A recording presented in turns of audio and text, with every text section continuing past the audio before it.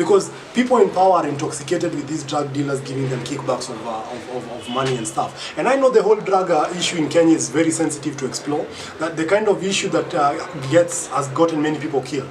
But what is your life when it comes to saving society, or it comes to looking at society going down the drain because someone just wants to pocket their profits? So it's an entire societal system that is well ingrained.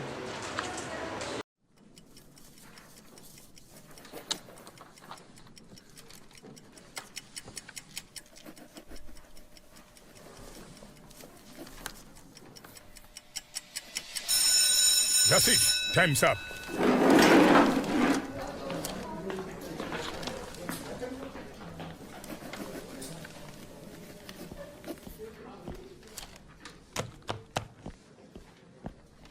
Too late. I can't accept your paper.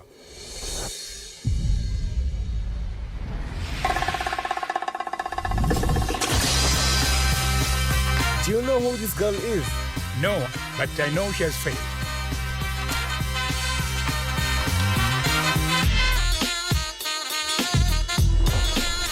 Get your fresh in a brand new pack with long-lasting freshness and flavor.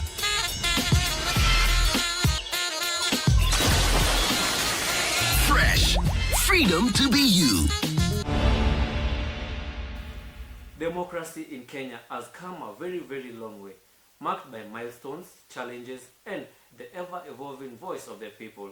As citizens continue to push for transparency, accountability, and inclusivity in governance, questions arise about how far we have come and where we are headed.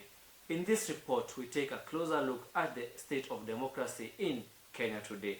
Our correspondent is on the ground with more insights and interviews from key voices in the democratic space. Democracy is the cornerstone for our nation's governance. But for democracy to thrive, we also had an we opportunity need to proper speak to an expert accountability who and understands also the Kenyan credibility. democracy. And that's where the citizens come in, because let citizens not only vote, but also participate in active dialogue and also community practices. For democracy to thrive, we need active dialogue and community practices. Reporting for Prime 254, I am Kevin Gatti.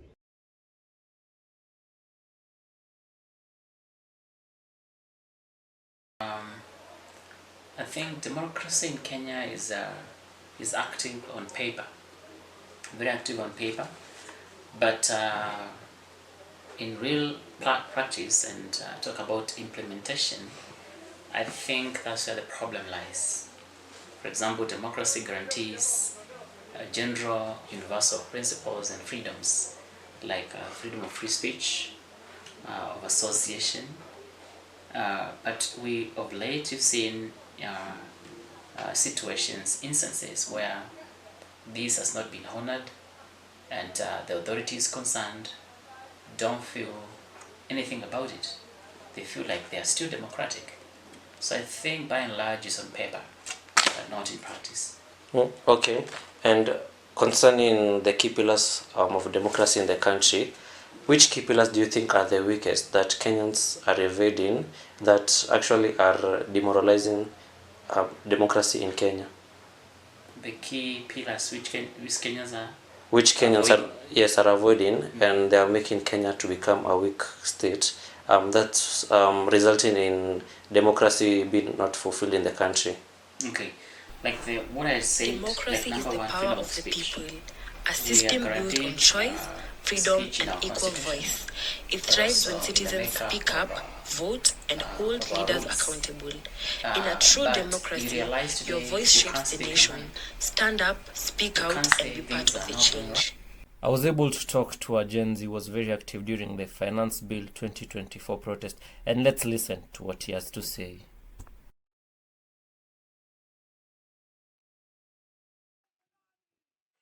Do you think the youth play in promoting democratic processes in this country? Thank you so much for that question. Now, I want to address directly to my fellow Gen Zs. I talk to my friends on a daily basis, and this is what I tell them. You always need to be informed. You always need to be in the know.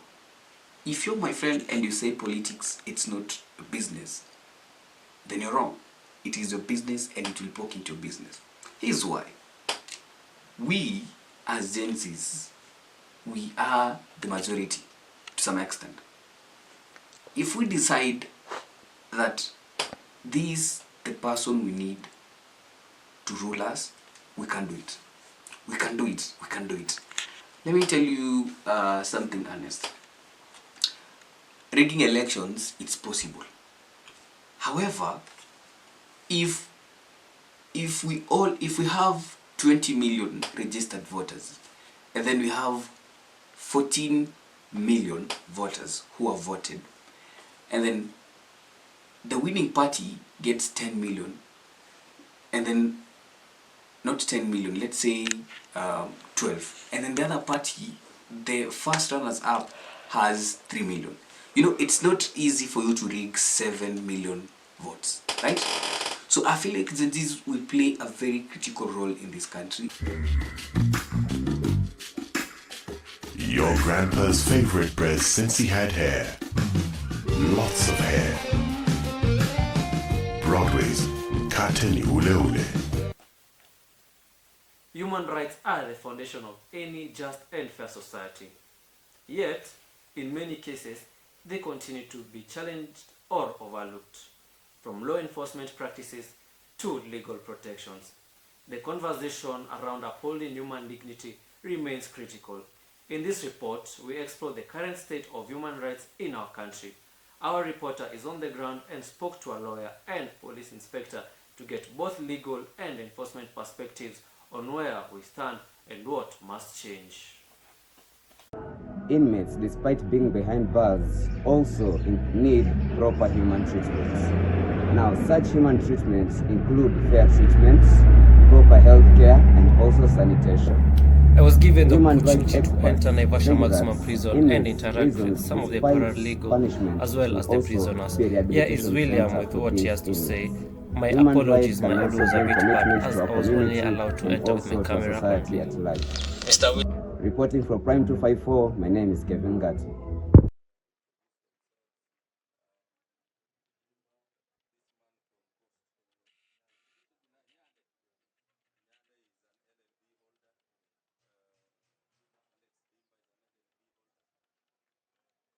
Mr. William, thank you very much for joining me. Thank you very much. As you have heard, I'm William Okun, or you can call me an advocate. I work with Justice Defenders as the legal policy assurance officer, and most of our work, and 99% of our work, is in prison. What do we do in prison? We train inmates and officers as paralegals. We also offer university education in conjunction with the University of London. Our success is not based on who is being released or who is being convicted. Our success is based on how many people we have assisted in accessing justice. Now, human rights in prison is wide because the biggest and the best human right that I can talk about is access to justice. How can this person who doesn't have an advocate or a legal representative represent him or herself in trial or even on appeal? Another thing I want people to know is that we are in 18 prisons. Out of these 18 prisons, we have an equivalent of a law firm, or what we call a legal office, where it is managed by inmates and officers who are trained paralegals. They conduct even virtual courts, they assist in their submissions, they assist them even also go through their trials.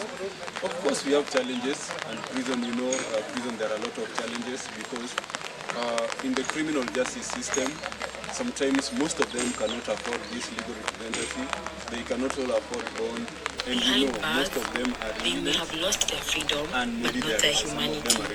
Inmates have the right to dignity, safety, and fair treatment. Justice is just not about punishment. It's about rehabilitation, respect, and second chances. Human rights don't end at the prison gate. Let's uphold justice with compassion. I was given the opportunity to speak with an inspector from Naivasha Women's Prison, and let's listen to what she had to say.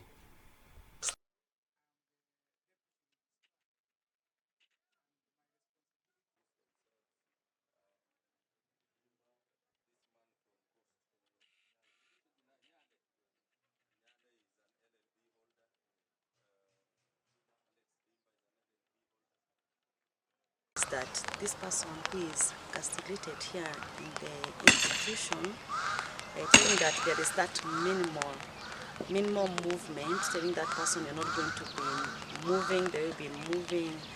So for making that person to understand that she is in custody, that is a challenge by itself. And being imprisoned here for some times, or being waiting for the trials.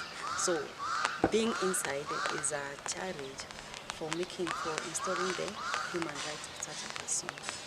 Oh, thank you very much. And probably from what you are experiencing from the inmates, so how does prison handle its cases concerning misconduct of the inmates? Yeah, now if an inmate misconduct herself, there are some minimal measures that we use. So you record it to our journals, our daily journals book, then you produce the inmate to the court. Or in prison there is that thing that we give called the remission, a third of the sentence. So if that person continues misconducting, we do the adjudication ourselves, then we give them a penalty. We remove the remission that has been given in the prison. Instead of warnings, we give them warnings, and still we have a department of counseling. So there are people, they sit down with that person, they start counseling her. Maybe it's something mental, it's because of the way they have been in prison for the first time, so that that person can understand. What do you do for a living? Me na do job kwa gym. Kulainisha hizo ma biceps na Sorry, ma. let me reply to this WhatsApp. So what do you like doing for fun? Oh, Facebooking. Do you know what Facebook is? Yeah. I don't think you do. Who you them? Anancheki fala nini? So where do you live? Karen! So are you single, Lama? I really need to tweet this. You seemed quite preoccupied during your date with Masgunde. With who? The guy you were on the date with. It's just this new service from Safaricom, Chatitude Bundle. Lets me chat on Facebook, Twitter, and WhatsApp for just 10 bob per day. Where do you go to school? Let me... Oh! Dem alikuwa jua Facebook, ma Twitter, sijui, WhatsApp, time yote. Would you like to see her again? Enjoy chatting on Facebook, WhatsApp, and Twitter with the Chatitude Bundle at only 10 shillings daily from Safaricom. That's a wrap for episode 1 of Prime 254. We have covered crucial topics like child and youth online safety, the growing concerns around drug use, and the importance of democracy and human rights in our communities. We hope today's discussion has sparked reflection and action. Stay tuned with us on our social media to keep the conversation going. Follow us on Instagram, Twitter, and Facebook at Prime254Official for updates and future episodes. Feel free to share your thoughts or questions with us. Thank you for tuning in, and we'll catch you in the next episode. Until then, stay safe, stay informed, and stay empowered.